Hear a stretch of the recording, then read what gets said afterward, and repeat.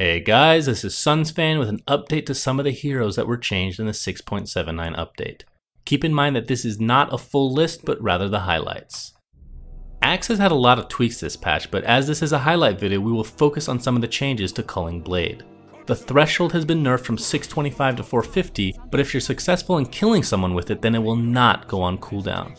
The speed bonus from Culling Blade has also been improved from 25 to 40%, which by the way is applied to attack speed now as well, and the AoE was buffed from 600 to 900. The mana cost for this has also been reduced from 250 to 180 at its highest level. Among other changes, Call of the Wild has been split into 2 spells, allowing you to summon your Boar and Hawk independently. Well, Bloodseeker has been talked about to death, so we'll keep this short. As most of you probably know by now, Thirst has been changed quite a bit.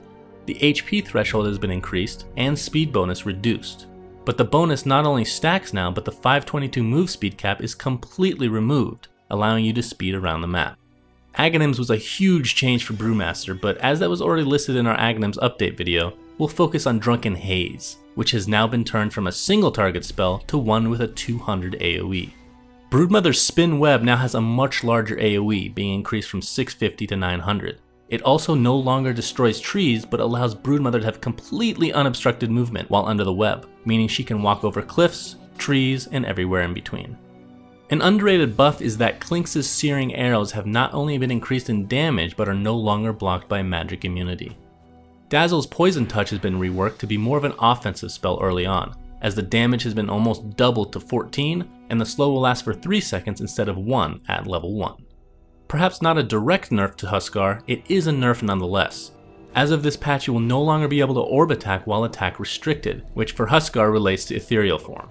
In layman's terms, this means Huskar will not be able to use burning spears while using Ghost Scepter. Invoker's EMP has been buffed, but the real big change to highlight here is that you will be able to invoke 2 spells with a level 1 invoke. This of course is an increase from 1. Lich has been buffed a decent amount. Frost Armor now has a half effect on ranged heroes. Previously, this had a 0 effect. Also, Sacrifice will no longer deny XP to the enemy, but to counteract this, it will allow Lich to gain XP from the creep, despite the fact that it's an allied unit. Aside from the Aghanims changes to Luna, the big change is to Moonglaves. The damage reduction has been changed from -30% to -35%, but the glaives themselves will now bounce back on the same units even if they've already been hit. Meepo's ultimate now comes earlier as he can skill it at level 4, allowing him to boost his farm potential much sooner. The level 2 ultimate stays the same, as the third is pushed to level 18. Night Stalker's ultimate Darkness now causes enemy vision to be reduced by 25% on a global range. This affects not only heroes, but creeps and wards. Ogre got a little love this patch as the ignite duration has been increased by 1, and now is affected by multicast. When multicast procs, you will send another ignite to a random enemy in a 1400 AoE. For PA, Stifling Dagger now shares the same crit chance as her ultimate Coup de Grace. Among other tweaks, Pudge's highlight is that he can finally use a Blink Dagger. But if you're mean and use it to hook someone onto an unpathable ledge, they will gain free pathing.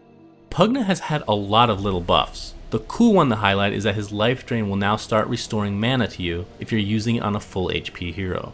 Ricky is even more of a creeper this patch, as he can now cast spells and use items while not breaking his invisibility. Shadow Shaman's Serpent Wards have not only been buffed to have 2 extra serpents, but have been reorganized a bit in order to make it easier for people to get ward trapped. Mortal Strike for Skeleton King has been completely removed. To help make up for this, his Vampiric Aura will now have full effectiveness on ranged units. The changes to Slark all revolve around his ultimate Shadow Dance. The duration has been reduced from 5.5 to 4 seconds, and the cooldown increased from 25 to 65. On the other hand, while using his ultimate, Slark can no longer be revealed by True Sight. Spectre's Haunt got a buff as she can now continuously use reality while her ultimate is active. This means she can jump from illusion to illusion with ease. Treant Protector got a lot of changes. Most notably is the nerf to Living Armor, which has been doubled in mana cost from 25 to 50, while the cooldown has increased dramatically at earlier levels. Vengeful Spirit can now join Pudge and the rest of the heroes in being able to purchase a Blink Dagger. This means no more racism in Dota 2. Add Venom to the list of heroes who got a lot of changes. The one we'll highlight is the change to Plague Wards, which now receive 50% of the current level of Poison Sting.